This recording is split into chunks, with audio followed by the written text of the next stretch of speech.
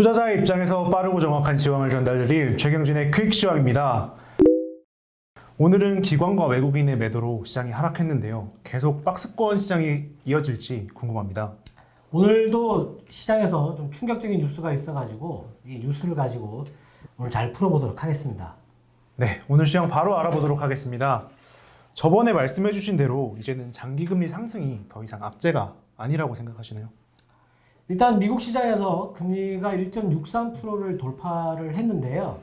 기술주인 나스닥은 조정을 받았고 다우는 지금 6일째 빠르게 상승하고 있습니다. 그래서 금리가 이제 시장에서 주는 충격이 많이 줄어들고 있는데, 그렇다고 해서 금리가 계속 오르는데 시장이 충격을 받지 않느냐? 그건 아니고, 지금 예상은 1.8%에서 2% 사이에 금리가 들어오게 되면 시장에 다시 한번 충격을 줄 수 있다, 이렇게 보고 있습니다. 근데 오늘 중국이 너무 파격적인, 정말 이런 숫자가 나올 수 있나라고 의심이 들 정도로 오늘 경제지표 발표가 너무 컸어요. 보셨죠? 네, 맞습니다. 네.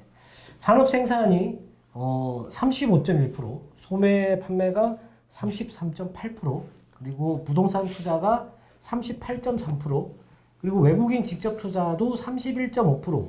물론 1월과 2월의 합산 수치이긴 한데요. 너무너무 높은 숫자가 나왔습니다. 그런데도 불구하고 오늘 중국 시장은 하락을 했어요. 금리가 높아서 한 건지 아니면은 이런 숫자들 때문에 긴축 우려가 더 커진 건지, 오늘 로이터 통신에서는 중국 시장 하락 요인으로 긴축 우려가 더 커졌다, 뭐 이런 얘기가 있었죠. 쿼드 회의가 끝났는데요. 특별히 중국에 대한 언급은 없었습니다. 하지만 미 연방통신위원회에서 중국과 관련된 기업 5개를 안보 위협 기업으로 지정을 했는데요. 시장에 미치는 영향이 무엇인지 궁금합니다. 오늘 미국에서 그 샤오미에 대해서는 그 법원에서 증거가 없다라는 걸로 블랙리스트에서 빼라고 했습니다. 그래서 중국은 뭐 좀 좋아질 걸로 생각을 했는데 오히려 전혀 반응은 없었어요. 근데 쿼드 회의에서도 중국에 관련된 얘기는 없었거든요. 대신에 대북에 관련된 비핵화에 관련된 얘기는 있었고, 그리고 백신에 관련된 얘기만 나왔었는데요. 일단 뭐 미국의 정책이 이전 정부의 정책을 이어받는 거는 의심의 여지가 없고, 대신에 관세도 계속 유지를 하겠다, 뭐 그런 얘기를 했었고, 대신 중국이 앞으로 이렇게 확장되는 데 대해서 쿼드, 내 나라와 다른 국가들 간의 협업이 있어야 될 거라고 생각하는데, 오늘 대만에서는 고고도 미사일 방어 체계를 좀 더 확립하는 그런 발언이 있었습니다. 중국을 압박하는 수단이 여러 가지가 나오겠지만 이전 정부처럼 그 관세를 부과한다거나 하는 그런 직접적인 악재가 나오지는 않을 걸로 보고 있어요. 그래서 오늘 중국에서도 위안화 절상을 막기 위해서 중국 기업이 달러를 매도하는 것을 중국 정부에서 제한한다라는 그런 뉴스가 있었는데, 중국 정부는 그걸 부인했거든요. 근데 많은 분들이 예전에 플라자 합의라는 게 그 일본과 미국 간에 있어가지고 엔화 절상 이후에 일본 경제가 이렇게 안 좋아지는 그런 흐름을 많이 봤었는데, 재작년이죠. 2019년까지만 하더라도 미국이 중국의 위안화 절상을 요구할 것이다, 뭐 이런 얘기를 공공연하게 뉴스로 많이 나왔었거든요. 근데 지금은 그것도 별로 중요하지 않다고 생각합니다. 근데 중국을 어떻게 미국이 압박하느냐, 이거는 향후에 계속되는 얘기가 나오겠지만 아마 이렇게 대놓고 압박하는 그런 악재는 생산하지 않지 않겠나, 이렇게 생각하고 있습니다. 지금까지 이야기를 들어보면 이제 금리와 정치 외교 문제 때문에 박스권장이 이어질 것 같다라는 말들이 많아요. 그렇다면 이 박스권을 돌파하기 위해서 필요한 뉴스가 무엇인지 궁금합니다.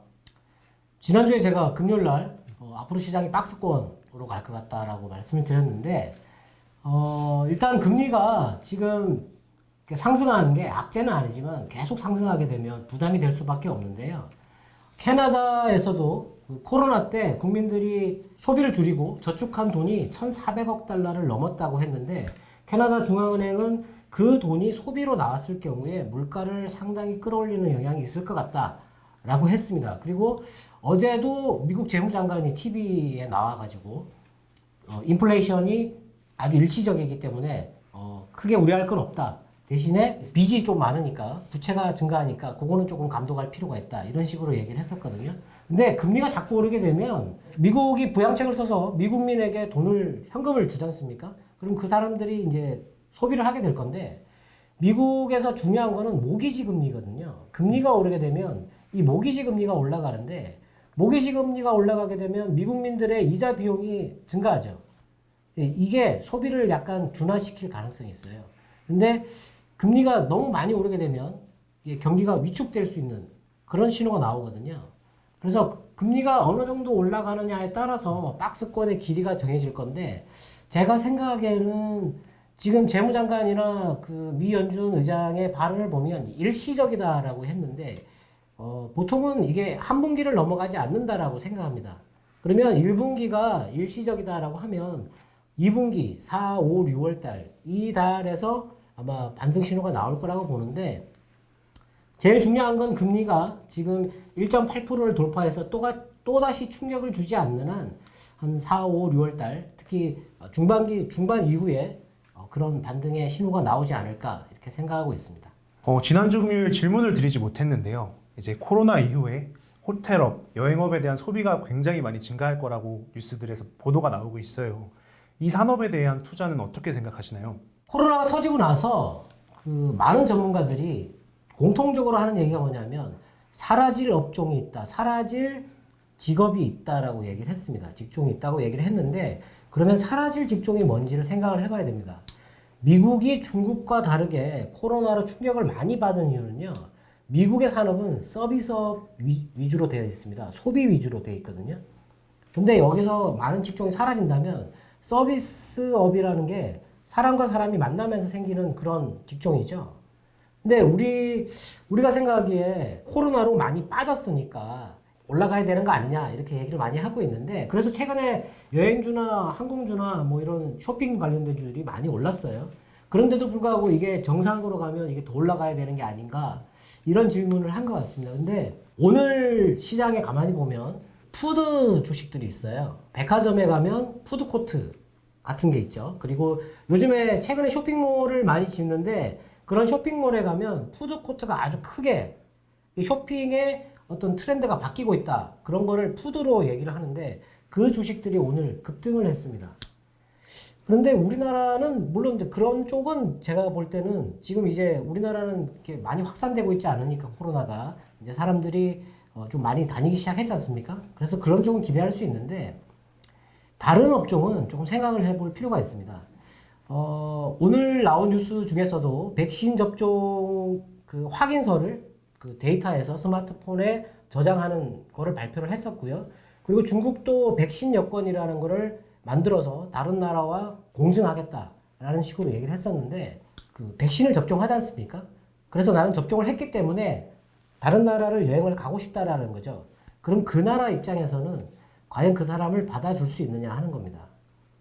관광으로 먹고 사는 이머징 국가들, 그런 국가들은 관광이 활성화되어야 되기 때문에 그런 사람을 받아줄 수 있어요. 그런데 선진국 입장에서는 만일에 그 사람이 들어와서 이걸 퍼뜨리게 되면 지금 현재 코로나로 정부가 부담해야 하는 검사비라든지 아니면 봉쇄를 하고 그리고 소비를 위해서 나눠준 돈이라든지 정말 어마어마한 돈을 지출을 했거든요. 근데 또 다른 사람이 들어와서 또 확산되게 되면 그 비용은 누가 부담을 해야 되겠습니까? 그런 것 때문에 이 백신 여권을 도입한다는 게 상당히 문제가 될 수 있는데요. 이것 때문에라도 그 관련된 산업은 조금 떨어져서 생각을 해볼 필요가 있다라는 거죠. 근데 미국과 중국은 땅이 넓지 않습니까?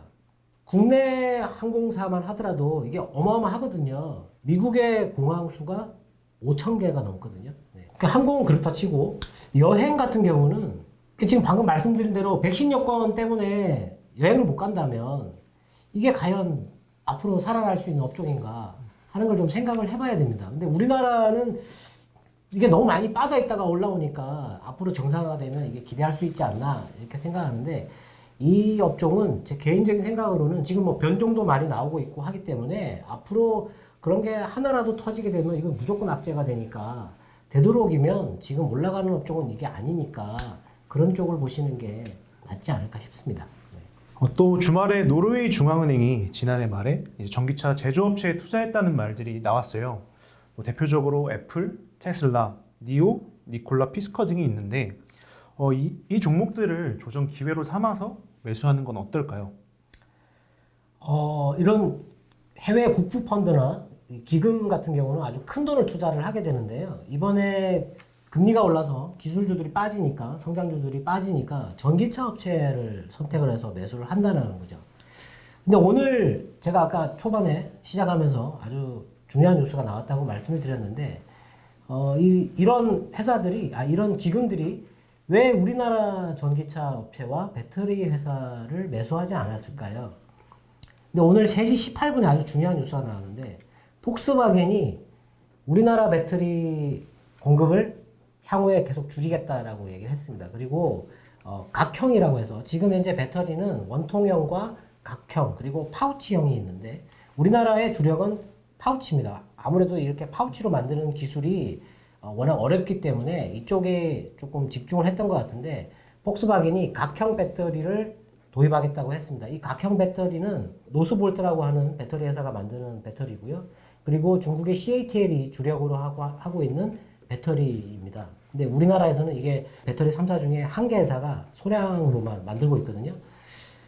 이게 상당히 큰 충격을 주는 뉴스인데요. 폭스바겐의 작년 자동차 판매량이 930만 대인데 2019년도 대비해서 15% 이상 감소한 겁니다. 근데 폭스바겐과 도요타가 전 세계에서 자동차를 제일 많이 만드는데요. 도요타는 아직 그 전기차 쪽으로 안 가려고 하고 있습니다. 지금 하이브리드 쪽에 집중한다고 얘기를 했었는데 폭스바겐이 만일에 우리나라 배터리를 선택하지 않고 유럽에서 나는 배터리와 중국산 배터리를 선택한다면 국내 3사 중에 한 개 회사는 배터리를 팔 데가 없어요. 상당히 큰 충격적인 이 발표거든요. 오늘 밤 9시에 폭스바겐이 공식적인 발표를 하겠다고 했는데 국내 회사가 이미 이걸 통보를 받고 CEO 명의로 항의 서한까지 보냈다고 했습니다. 근데 지금 국내 회사 하나가 배터리 수주량만, 수주 잔고만 60조가 넘어 있는 상태인데 그 중에서 아주 핵심적인 회사가 하나 빠져버리게 되면 우리나라 배터리가 아주 큰 충격을 받게 되는데요. 이걸 어떻게 해야 될지 참 저도 난감한 상황입니다. 향후에 이 배터리 사업이 얼마나 커질 거냐면 로봇이나 드론이나 아니면 자동차나 이게 플러그를 꽂고 다니는 게 아니지 않습니까? 다 배터리를 장착을 해야 되는데 이 배터리 산업이 그만큼 중요하거든요. 중요한데 경쟁력에서 밀린 건지 아니면은 폭스바겐이 중국 회사를 선택한 거는 중국의 전기차를 많이 팔기 위해서 선택했을 수도 있거든요. 어떤 이유 때문에 우리나라 배터리가 자꾸 배제가 된다 그러면 우리나라 경제에는 상당히 큰 충격을 줄 수밖에 없거든요. 이게 정말 너무 큰 악재였고 쇼킹한 뉴스라서 이 시간으로만 얘기하기에는 너무 부족한 상황인데 앞으로 이 배터리 업종에 대한 그 주가 흐름을 면밀히 관찰을 해야 될 것 같고요. 여기에 투자하고 계신 분들이 너무 많을 것 같은데 주의 깊게 봐야 할 것 같습니다. 네. 오늘 전기전자 탄소중립위원회가 출범을 했어요. 이제 탄소 중립에 대한 동참 의지를 보였는데 그 탄소 중립과 관련된 그런 섹터에 투자하시는 건 어떻게 생각하시나요? 탄소는 뭐 이미 계속 많이 나오고 있죠. 정부에서 탄소 제로를 선언한 나라도 몇 군데 있고 2050년도 있고 2030년, 40년 앞으로 탄소 배출을 계속 줄여나가겠다. 뭐 이런 얘기를 하고 있고 최근에는 탄소 포집이라고 해서 이미 지금 공기 중에 있는 이산화탄소를 포집해서 저장하는 그런 쪽으로도 얘기를 하고 있는데 사실 탄소 포집은 지금 기업들이 투자해서 이익을 남기기에 적합한 산업이 아니고 그런 기술을 갖고 있는 회사도 많지 않고 이래서 앞으로 좀 발전해야 될 그런 산업이고요. 탄소 이 배출 관련돼서 지금 작년에도 테슬라가 탄소 배출권을 판매해서 상당한 수익을 올렸습니다. 자동차 판 것보다 더 많은 수익을 올렸는데요. 뭐 우리나라 최근에 상사 관련된 주들이 이게 급등하는 것도 이 탄소 배출권 매매 때문에 오르는 것일 수도 있거든요. 근데 이런 게 나오면 보통 투자자분들이 전기차를 많이 생각하는데요. 가만히 생각해 보면 그 전기차에 충전하는 전기는 도대체 어디서 나오는 걸까요? 네. 지금 전기차 충전 시설이 많이 부족한 상태인데 자동차 회사들이 각 나라에 그걸 지어주겠다, 만들어주겠다라고 하는데 그럼 그 전기는 도대체 어디서 공급하는 겁니까? 중요한 거는 전기를 생산해야 되거든요. 지금 현재 발전소로 전기를 생산하죠. 그럼 발전소에서 탄소가 또 많이 나와요. 그럼 그것도 없애야 되거든요.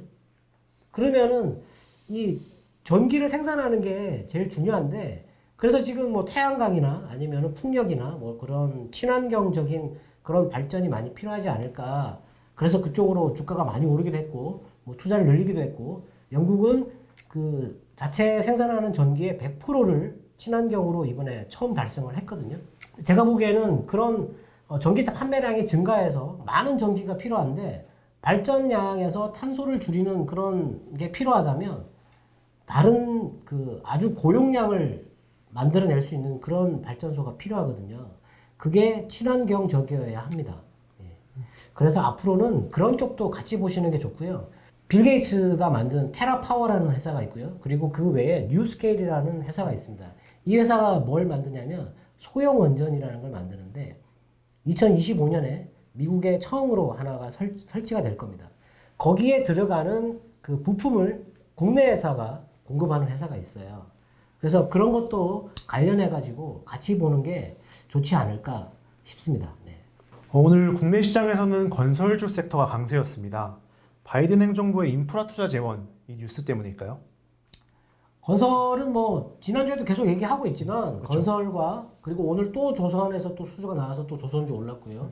그리고 최근에 실적이 엄청 좋아진다고 해서 특정 화학 그룹사가 계속 올라가고 있죠.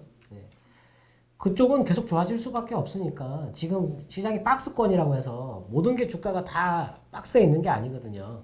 그런 쪽을 지금은 봐야 된다라는 게 지금 중요하고요. 그게 끝나면 아까 제가 말씀드렸다시피 2분기에 조정이 끝나서 상승이 나올 때 그때는 기술을 또 봐야 되거든요. 지금 현대산업은 기술을 빼면 산업이 발전할 수 없기 때문에 그쪽을 반드시 봐야 됩니다. 그래서 그런 걸 지금 뭐 건설이나 이런 인프라 관련된 주식을 갖고 있다가 반등할 때는 또 그쪽으로 옮기는 전략이 필요하겠죠. 네. 오늘도 투자자분들의 궁금증이 해소되었는지 모르겠습니다. 어떻게 생각하시나요? 오늘은 정말 장 마감 직전에 나왔던 그 배터리 뉴스가 너무 충격적이어서 거의 멘붕 상태였는데요. 네. 내일 그렇게 큰 충격이 없었으면 좋겠습니다. 내일 더 좋은 내용 기대하면서 오늘은 시황 이상 마치겠습니다. 지금까지 최경진의 퀵 시황이었습니다. 감사합니다.